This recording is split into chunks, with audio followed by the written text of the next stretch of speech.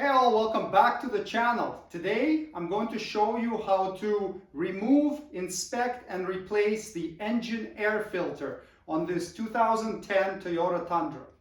To get the air filter out, you need to pop this top lid off, and there are 4 clips holding it on. Now when you're disengaging them, just be careful because sometimes they can snap back with some force and give you a little bit of a pinch. So go underneath it and just pop it off like that, and then lift it up and get it out of the way. And there's another one back here, same deal. And then we have 2 more on this side.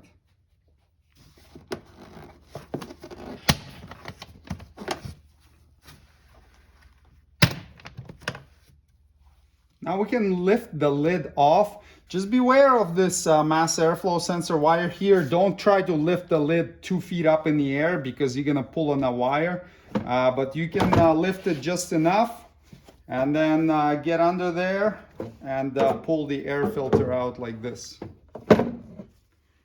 Inspect it for any rips, tears, or any obvious contamination. You can also put a light behind it or look through it at the sun and just see if you can see the light coming through the other side.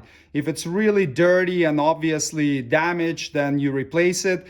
Usually they need to be replaced around every 30,000 miles or so, but that will vary based on where you live, how much dust there is in the air, etc., etc.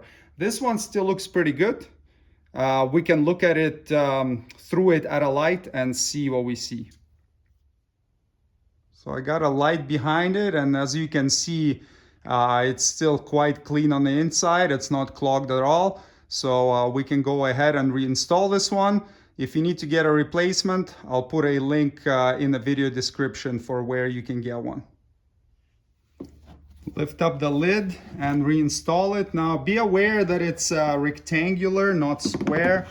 And if you try to put it in the wrong way, it's not gonna fit, obviously. You're gonna have a gap. So turn it around and make sure that this rubber gasket around it is installed correctly. Sometimes it can pop off like this. So if it does, just reinstall it back properly. Otherwise, it's not gonna close and you're gonna have a leak where dirty air can come in. And now just align the box back in place and reattach all the clips. If some of the clips don't want to clip in, there's a good chance that the gasket moved out of place. Normally they should attach no problem. So you just hook them back on and then push down on them like this.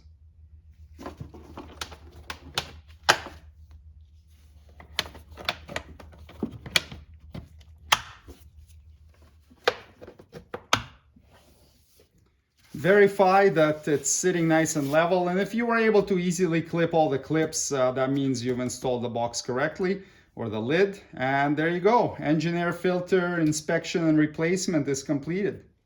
Thanks for watching. Subscribe if you'd like to see more Toyota Tundra maintenance and repair videos. See you next time. Cheers.